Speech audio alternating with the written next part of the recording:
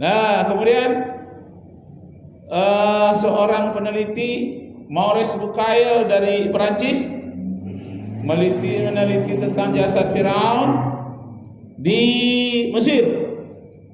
Diteliti, ditemulah di antara banyak-banyak jasad di bawah piramid itu ada seorang yang banyak garam di dalam perutnya. Dibedah, karena dia pernah tenggelam di laut. Namanya Ramses II. Ternyata itulah yang tenggelam di zaman Nabi Musa. Firaun yang bernama Ramses itulah yang tenggelam di Laut Merah ketika mengejar Nabi Musa. Itu tidak ada ceritanya dalam Injil itu. Tidak ada juga di dalam Taurat. Ceritanya ada di dalam Al-Quran. Surat Yunus ayat 92. Yang menyatakan bahwa Fir'aun itu diselamatkan tubuhnya. Fal yawma nunajjika bi badanika litakuna liman khalfaka ayah wa inna katsiran minan nasi an ayatina laghafilun.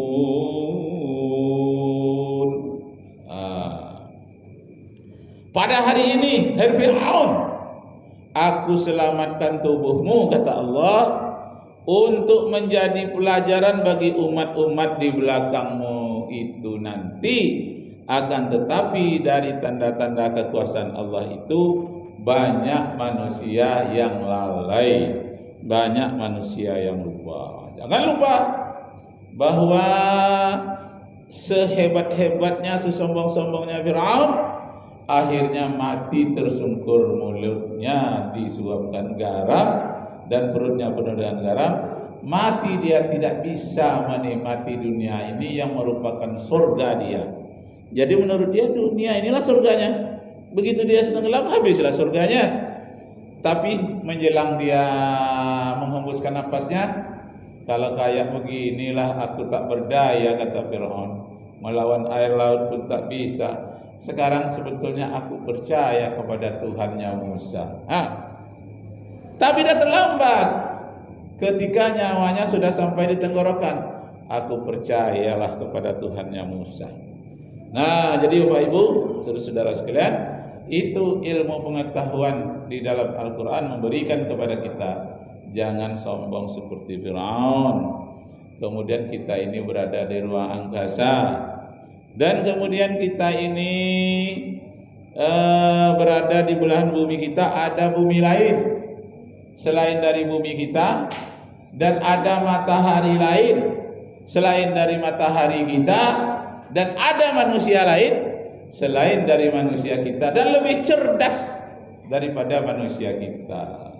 Nah, ada di dalam surat Yasin ayat 81. Bala qadirina ay yakhluqu mislahum. Allah itu mampu menciptakan langit dan bumi dan menciptakan benda lain yang serupa dengan langit dan bumimu. Jadi di belakang matahari kita ada matahari lain namanya Alpha Centauri. Cuma dia agak redup dibandingkan dengan matahari kita. Dan ada bumi pula yang mengelilingi matahari itu. Nah, di bumi itulah tinggalnya makhluk Allah yang bernama si Eti. Ada ibu-ibu yang di belakang nama Eti enggak? Enggak ada ya? Nah, kebetulan kalau ada nama Eti bahaya. Eti itu singkatan dari Extraterrestrial Intelligence, makhluk yang sangat cerdas di ruang angkasa, berada pada belahan bumi yang lain. Lebih cerdas daripada kita. Dia senantiasa memberikan sinyal-sinyal ingin berkenalan dengan manusia di bumi kita. Tapi sayang, sangat jauh untuk sampai ke bumi yang sana itu dari bumi kita memakan waktu 35 tahun kecepatan cahaya. Sedangkan kecepatan cahaya dalam 1 detik 300.000 kilometer. Oh, 1 detik. Jadi kalau kita punya pesawat sama cepat dengan cahaya, setelah berangkat dari bumi ini 35 tahun baru sampai ke bumi yang lain. Nah, nama makhluknya di sana ET, Extraterrestrial Intelligence. Nama pesawatnya, itu banyak yang jatuh ke bumi ini pesawatnya. Nama pesawatnya UFO, UFO, Unidentified Flying Object. Artinya suatu objek yang terbang yang tidak tahu asalnya dari tempatnya di mana. Itu namanya unidentified, tidak bisa diidentifikasi. Tapi dia ada, objeknya ada, tapi tidak tahu tempatnya di mana. Karena apa? Karena saking jauhnya. Tapi pesawatnya banyak turun di Amerika, di Kanada, arah-arah ke kutub utara, kutub selatan jarak.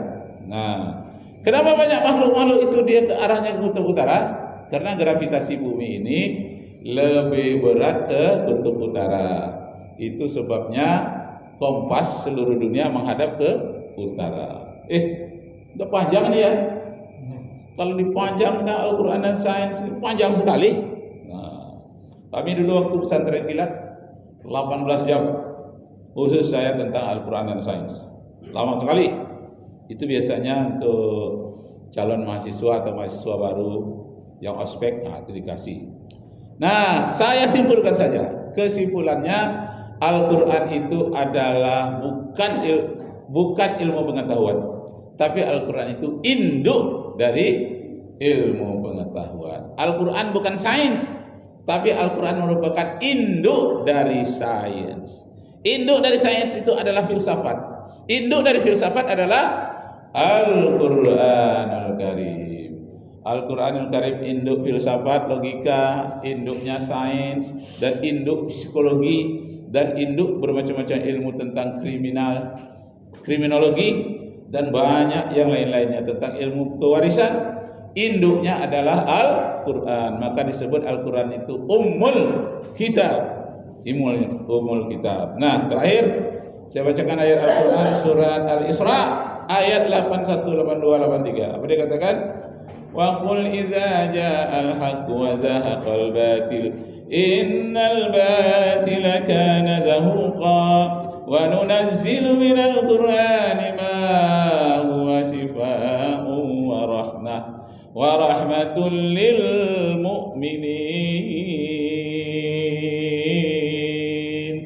Al-Quran adalah obat dan rahmat bagi orang yang beriman. Nah, terakhir, kemarin saya menatar guru-guru agama di Bengkalis, guru agama semuanya.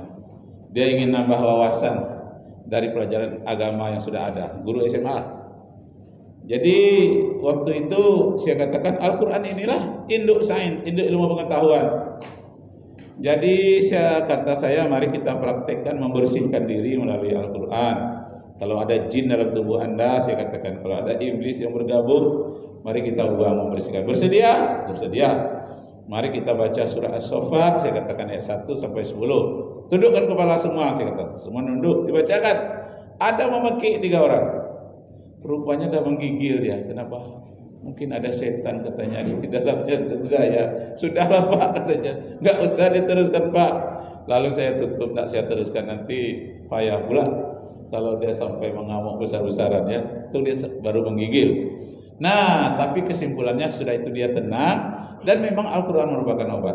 Jadi kalau untuk meruqyah diri sendiri, bacalah surat As-Saffat ayat 1 sampai 10. Jadi yang saya bacakan di depan guru-guru agama itu tadi, ada 3 orang di antaranya yang hamil di situ, dia merasakan, nah rupanya benar, langsung kontan terasa oleh dia bacaan ayat Al-Quran itu. Bunyinya was-saffati saffa faz-zajarati zajra fat-taliyati dzikra inna ilahakum lawahid. Terus sampai 10 ayat. Itu namanya meruqyah diri sendiri atau anak istri kita di rumah. Enggak ada ustaz yang mau kita panggil, kita aja baca sendiri. Enggak harus hafal, enggak. Ambil Al-Quran baca. Surat As-Saffat surat 37 ya. Ayat 1 sampai ayat 10. Insyaallah kalau kita yakin memang jadi, memang terusir jin, setan segala macam. Sekian, terima kasih. Semoga Allah meridai kita semua. Kalau ada sumur di ladang, bolehlah kita menumpang mandi. Kalau ceramah saya kurang panjang, disambung setelah Idul Fitri. Wassalamualaikum warahmatullahi wabarakatuh. Waalaikumsalam. Walaupun duduk aja tetap semangat. Masuk. Alhamdulillahirrahmanirrahim. Terima kasih kami ucapkan kepada Ustaz atas ceramah yang disampaikan pada malam hari ini. Iya. Semoga dapat kita amalkan dan bermanfaat bagi kita semua. Amin. Selanjutnya marilah kita menunaikan ibadah salat tarawih bersama, di mana imam salat tarawih pada malam hari ini akan dibawa